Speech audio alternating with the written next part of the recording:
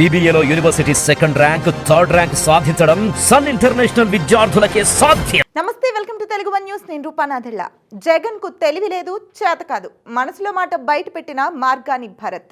ఆంధ్రప్రదేశ్ను తన 5 ఏళ్ల అధ్వాన పాలనతో అస్తవ్యస్తంగా మార్చేసిన జగన్ ఓటమి తర్వాత కూడా తన తీరు మార్చుకోలేదు. జనం తిరస్కరించారన్న సోయి కూడా లేకుండా రాష్ట్రంలో శాంతి భద్రతల పరిస్థితి దారుణంగా ఉందని గగ్గోలు పెడుతున్నారు.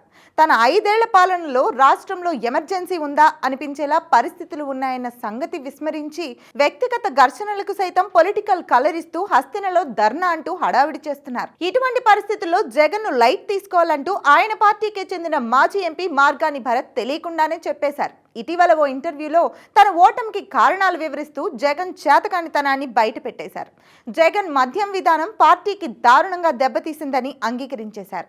ఈ విషయంలో జగన్ తెలివి తక్కువగా వ్యవహరించారని మార్గాని భరత్ తన మనసులో మాట చటుక్కున బయటకు చెప్పేశారు. ఒక టూత్ పేస్ట్ కొనే విషయంలోనే మనకు ఏ బ్రాండ్ కావాలన్నది ఆచితూచి ఎంచుకుంటాం. అటువంటిది మద్యం కొనేవాడు తనకు ఇష్టమైన బ్రాండ్ కొనుక్కోవాలని అనుకోరా అని ప్రశ్నించారు.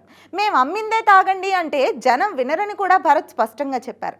తనకే అర్థమైన ఇంత చిన్న లాజిక్ తన పార్టీ అధినేత జగన్కు ఎందుకు అర్థం కాలేదని పాపం భరత్ ఇప్పుడు బాధపడుతున్నారు. జగన్కు మద్యం అలవాటు లేకపోవడం వల్ల ఈ విషయం ఆయనకు తెలియలేదని కవర్ చేసే ప్రయత్నం చేసి భంగపడ్డారు. మద్యం అలవాటు లేకపోతే మాత్రమేం, రోజు బ్రష్ చేసుకుంటారు కదా అంటూ నెటిజన్లు మార్గాని భరత్కు ఆయన లాజిక్తోనే ఎదురు సెటైర్లు వేస్తున్నారు.